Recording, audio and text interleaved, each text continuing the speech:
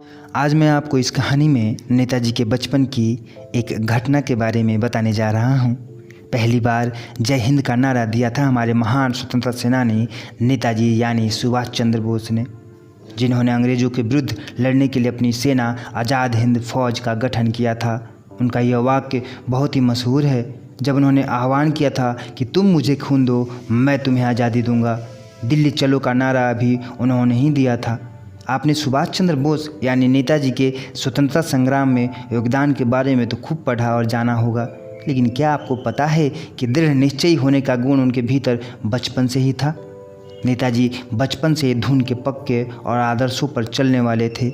एक बार की बात है, उनके माता पिता ने देखा कि सुभाष चंद्र अपने पलंग पर सोने के बजाय ज़मीन पर सो रहे हैं। उनकी माँ हैरान हो गईं। उन्होंने पूछा कि क्या हुआ, ज़मीन पर क्यों लेट गए। इस पर बालक सुभाष चंद्र ने कहा कि हमारे अध्यापक ने बताया है कि हमारे पूर्वज भी ज़मीन पर ही सोते थे। हमारे ऋषि मुनि कठोर जीवन जीते थे, इसलिए मैं भी उनकी तरह ही कठोर जीवन जीकर महान बनना चाहता हूँ, इसलिए ज़मीन पर सो रहा हूँ। जब पिता ने यह बात सुनी तो उन्होंने उन्हें समझाते हुए कहा कि सिर्फ ज़मीन पर सोने से ही कोई महान नहीं बनता। महान बनने के लिए खूब शिक्षा प्राप्त करने के साथ समाज एवं देश की सेवा करनी चाहिए, यही हमारा लक्ष्य होना चाहिए।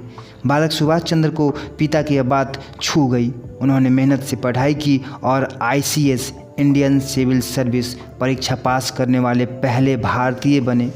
हालांकि शीघ्र ही उन्होंने अंग्रेजी शासन द्वारा संचालित इस नौकरी से त्यागपत्र दे दिया, क्योंकि उन्हें अंग्रेज़ों की चाकरी करना गंवारा नहीं था। सुभाष चंद्र बोस ने बचपन में ही अपना लक्ष्य तय कर लिया था। कठोर जीवन, उच्च शिक्षा और भारत माता को गुलामी की जंजीरों से मुक्त कराने में उन्होंने अपने जीवन को लगा दिया। बचपन में किए दृढ़ संकल्प को उन्होंने खूब निभाया। जय हिंद, जय भारत।